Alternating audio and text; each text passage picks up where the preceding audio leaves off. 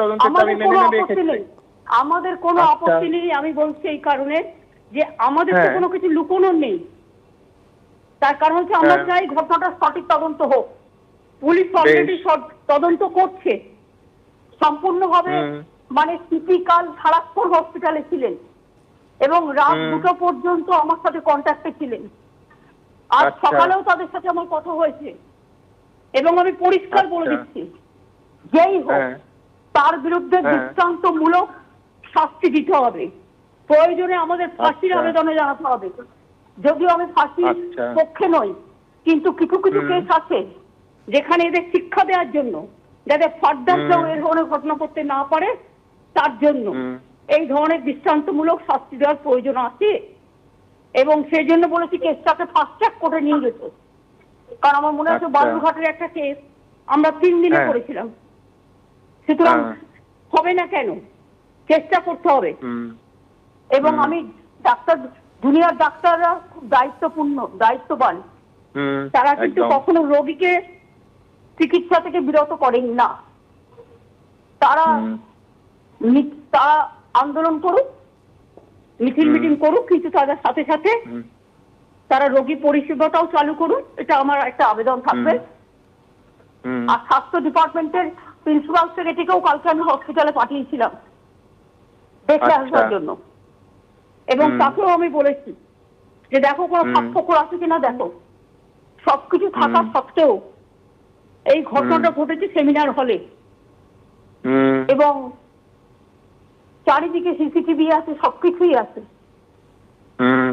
আমি বুঝতে পারছি না এত সাহস হলো কি করে। তবে যাকে ধরা হয়েছে তার ওখানে যাতায়াত ছিল,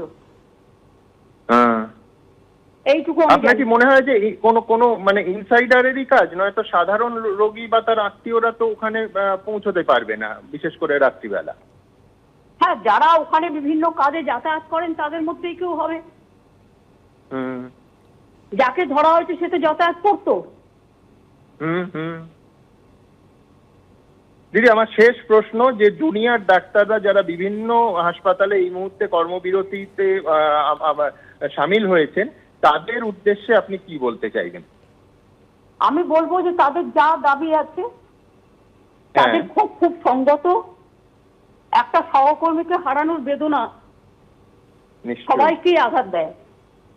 এবং আমি মনে করি আমার পরিবারেও 2জন ডাক্তার আছে, জুনিয়র ডাক্তার।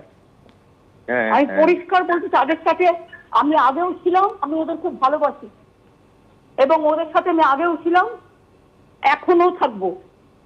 ওদের যে কোনো ডিমান্ড যা ওদের স্বাস্থ্যের মানে কার্যকরী হবে তার সাথে আমরা একমত, কোনো অসুবিধা নেই। দরকার হলে আমি প্রিন্সিপাল সেক্রেটারিকে আবার পাঠাতে পারি হাসপাতালে, সিপিকে আমি আবার পাঠাতে পারি। তবে আরজিকরটা একটু বাড়াতে হবে স্পেসটা। আমরা চেষ্টা করছি, ওখানে একটা জায়গা আছে, ওই ট্রাম ডিপো ছিল আগে, এখন তো ট্রাম ওখানে চলে না।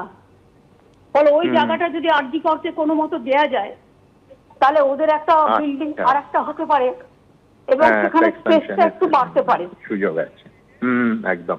আর সেটা আমরা চেষ্টা করছি, কারণ ওটা খুবই কনজেস্টেড এরিয়া। দিদি, অনেক ধন্যবাদ আপনাকে।